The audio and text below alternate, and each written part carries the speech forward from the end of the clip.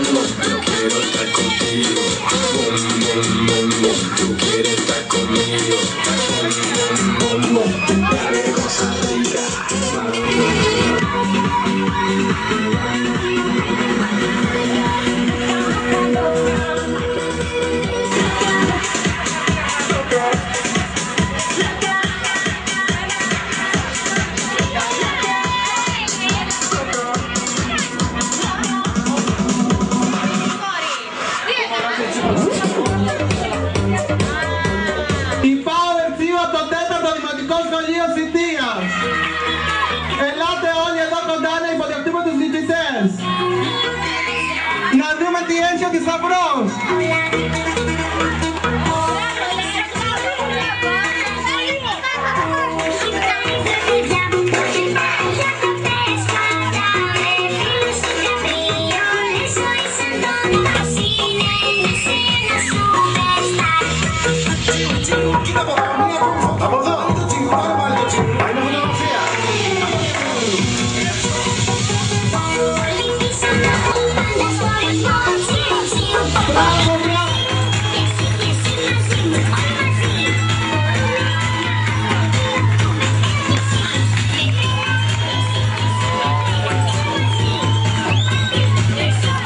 Κάντε ανακύκλωση να σώσετε την πόλη μας και τη γη μας.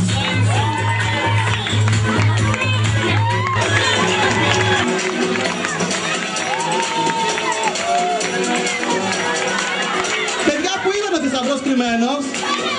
Το πρώτο! Πού ακριβώς? Κάτω ανακύκλωση. Α, μέσα σε ένα κάβλο ανακύκλωση. Και ο κάτος πού είναι?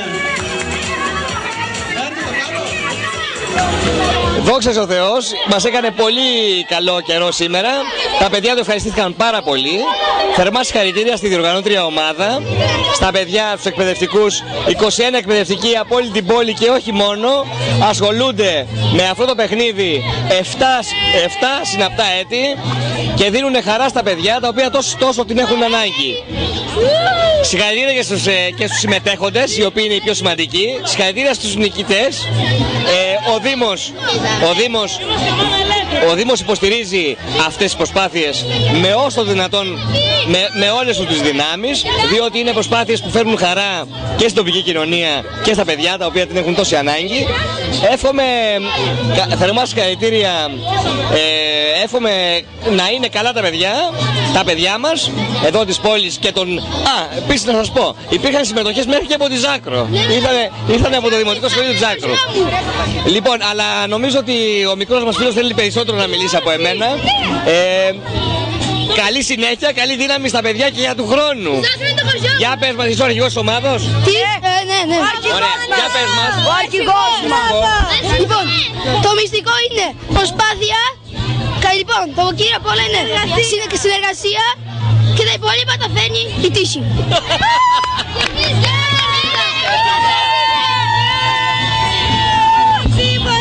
Λοιπόν, ναι, πάρα πολύ. Power Team Forever.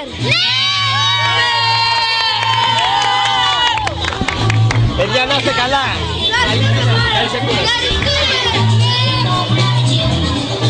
Είμαστε κι εμείς πολύ ευτυχείς, όλη η οργανωτική ομάδα, που το παιχνίδι τελείωσε καταρχάς με ασφάλεια, χωρίς κάποιο ατύχημα, και κατά δεύτερο με τόση χαρά και ενθουσιασμό από τις 20 ομάδες που συμμετείχαν τελικά.